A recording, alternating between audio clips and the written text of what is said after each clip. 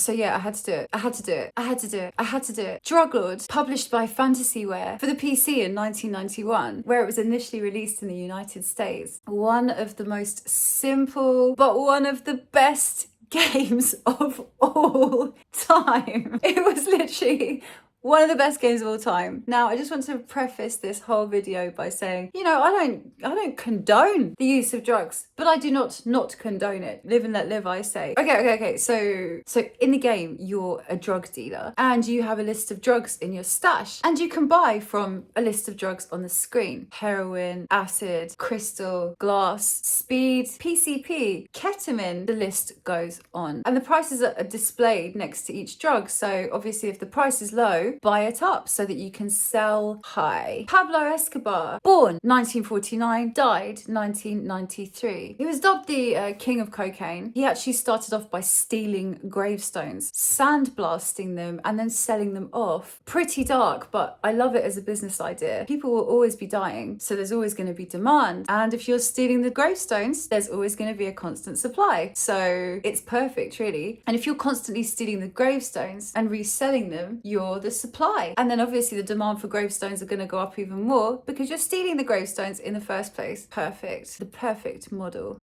Gameplay. I mean, call it gameplay if you want. No graphics. Everything takes place on this screen. Literally a black background with a white kind of crappy font. And it was literally all just metrics. So you'd have your lists of drugs. You'd have the price of every drug, you'd have your location wherever you were, and that was it. If you were going somewhere else, you would click a different destination and then you'd be somewhere else. There'd be no graphics, there'd be nothing to tell you that you were in a different place except for the change of location. So it was all very kind of in your head, in your imagination, and that's what made it such a pure game, really. Yeah, there was nothing to actually show. It was literally telling you what had happened, so you'd kind of just have to imagine that it had happened in real life or on the screen. And you start with $500 and you can fly to any of the cities that you want. And there's all these things that you can purchase yourself to make yourself a more successful drug lord. For example, an overcoat so you can hold more drugs, a can of nose scent so you can spray it on yourself to mask the smell of the drugs in the airport without security stopping you. So when you're in a different place, you sell your drugs that you'd bought for a low price in a different city, in a city where there was high demand. And the less you get caught by any of the cops in the game, the more your reputation goes up. But the higher your reputation, the more cops will come and find you. So again, playing with that whole idea of supply and demand, it's a really, really clever capitalist beauty. If the cops are chasing you, then you have to just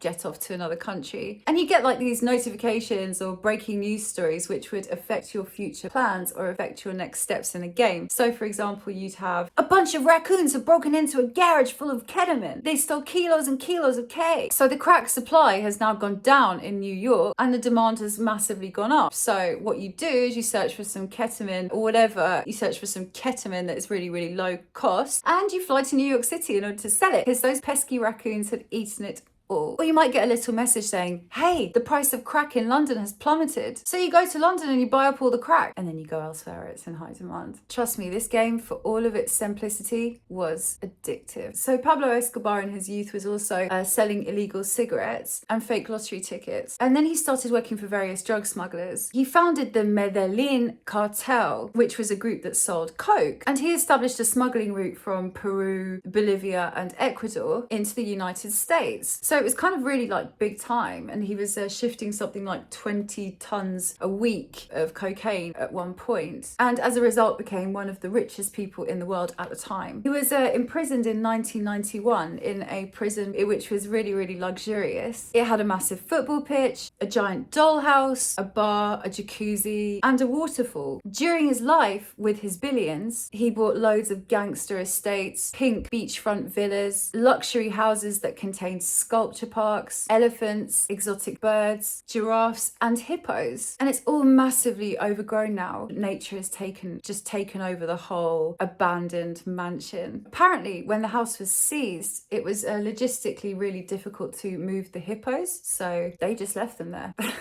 I love the idea of these two hippos just spending the rest of their night in this kind of souped up crib. I'm so glad they left us. And so Escobar married a girl of 15 when he was 26, Maria Aneo, and she ended up being like kind of like the ultimate gangster's wife. This is reversible. And despite Escobar's numerous infidelities, Maria was supportive of her husband, and members of the Cali cartel played recordings to their wives of conversations between Escobar and Maria to show how a woman should behave. And she was so respected for this that this is the very reason the cartel didn't kill her and her children after Pablo's death. After his death, she escaped to first Mozambique, then Brazil, settling in Argentina, and still resides in Buenos Aires today. She actually became a really successful real estate entrepreneur. Hey, I got a house with hippos in it if you want one. Actually, there is a picture that's very famous on the internet of Pablo Escobar's capture and dead body, which I'm really surprised is kind of allowed to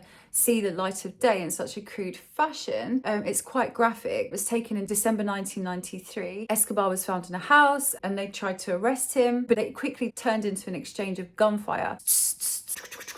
And he was shot in the torso and feet while trying to escape out of the roof. The bullet that killed him was a shot to the head, and it has raised speculation as to whether the people who captured him actually shot him in the head or whether that was his doing himself. You know, Escobar, by some accounts, is a martyr, as he had this kind of Robin Hood reputation where he'd steal from the rich and give to the poor. He expressed his intentions many times to Maria, who fell in love for him for just this sort of thing, his desire to build hospitals for the poor, and also apparently the way that he looked at her. Women love to be desired. So yeah, Drug Lord, really, really nice game, really, really fun. Honestly, I might have to download it. I was obsessed with it, and it was really special. So play it if you can. It is really special and highly addictive.